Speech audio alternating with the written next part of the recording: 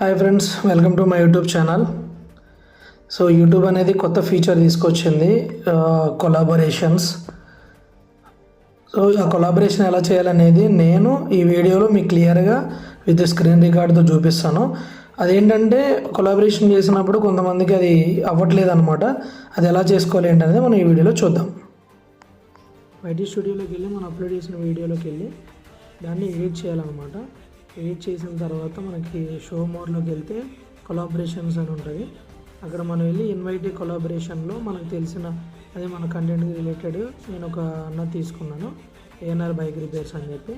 దాన్ని create link చేసి అన్ని వాట్సాప్లో షేర్ చేశాను డైరెక్ట్గా.